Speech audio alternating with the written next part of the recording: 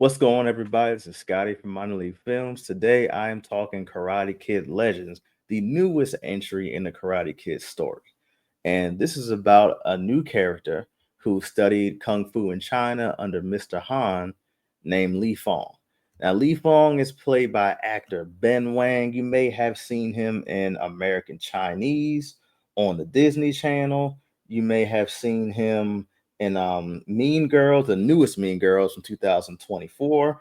He's actually 25. He looks like he could be in high school. Like he plays a high school kid extremely well in this movie. The other newcomer we have in this movie is Joshua Jackson. Now, if you are 80s and 90s baby, you know exactly who this was. If you were a girl, he stole your heart. If you were a guy, you wanted to be like him. If you played hockey, he was the leader, the captain of the Mighty Ducks through, I think it was for the movies 1, 2, and 3. He was a captain, I'm pretty sure. So we get into this movie and we have Lee Fong's character and his mother moving to New York. And they're moving to New York. They give you the couple of reasons why, but he's going to New York to adjust a new life. His mother's a doctor, and once he gets there, he's kind of an outgoing kid. Once he gets there, he doesn't have the usual main character thing where they're so shy. They get to a new place. You know, it's natural. It's natural to be shy, but they don't really have that going on. So when he gets there, he stops at a pizza joint that's like right next door and asking for stuffed crust. And so they start calling him stuffed crust because this is New York. You don't just go into a regular old pizza joint and say, "Hey, I want this, I want that." No, you want what's on that menu right there in front of you. And the owner of the pizza joint is Josh Jackson.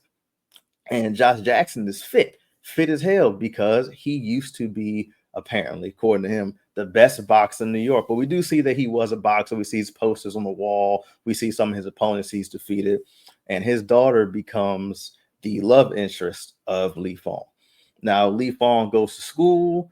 He's doing okay. He's not making too many new friends, but he does have her. And when it comes into conflict with each other, is that when he walks past this gym, and this is very reminiscent of Karate Kid #1. About half of this movie is. So when he goes past the gym, he sees his love interest ex-boyfriend whooping ass. Like this kid is whooping ass so hard, adults are scared of him in this movie. Adults see him doing spinning kicks. They're like, "Oh wait, we don't want no problems. We want no problems. Just give me everything you got." You know what I'm saying? Or excuse me, they're like, "Well, we'll give you everything we got.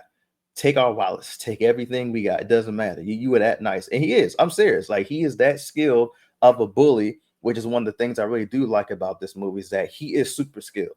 He lives, eats, breathes, sleeps karate. Period. But he is a jealous type, which is like I said, is kind of reminding me of Johnny from Karate Kid #1. And as this movie goes on, we get to see that Lee Fong and his mother do not want him practicing kung fu, karate, being engaged in violence at all because they had a situation happen in China, which is one of the reasons why he and his mother end up moving to New York. And throughout there, we also see that he was Mr. Han, played by Jackie Chan, who was in the last Karate Kid movie with Jade Smith. He was Mr. Han's prize student to the point where he was basically like, he was Mr. Han's Daniel LaRusso. So we get to see that they have a close relationship. You know, Mr. Han will call him while he's there and whatnot. But of course, he ends up getting the conflict with this bully a couple times in this movie. And it ain't really that much of a conflict because the bully, like I said, is whooping ass. He is Double Dragon by himself. He is the entire roster of Mortal Kombat in one. There's a point in this movie where he beats somebody just using feet, just feet. That's it. And he's not tired at all. He's not tired. He's not scared of anybody. A+ for a bully, I'm telling you. So the we have a couple dilemmas in here that inch our protagonist Lee Fong back into kung fu, and one of them is the pizza shop's owner has debt, and of course he has debt with the owner of the karate dojo that his antagonist is training at. So in order to do that, Lee Fong has to train him to box better. And so he starts training him to eat, sleep, and breathe kung fu. And we see how that turns out. That's a really cool. I think that's like one of the most interesting parts of this movie is their relationship as it grows throughout the film. And a little bit after that, of course, we show Mr. Han's relationship with the protagonist even more than him just being a student. When he eventually makes his way there, and he has to start learning kung fu and learning how to let go of this situation that happened in China that he's so afraid of. You kind of see the character Li Fong in the movie having PTSD. You can see it in flashbacks when he was younger, training in China. His mom has a little bit of PTSD. You can see that as well in a couple scenes. They don't show his mom as much as I would like to see his mom. You get to see a few of her in a couple scenes, and you get to see her emotional in a couple of scenes. But I actually would have liked a little bit more emotional scenes from his mom. I'm sure they may have had it. Maybe they just cut it out, but I'm sure they did have it. Um, but going through this movie, him and his love interest, everything progresses quite well. It seems like it's a quite a natural speed. It's not completely sped up. We also get to see, of course, Ralph Macchio's characters in the movie, and they explain how him and Mr.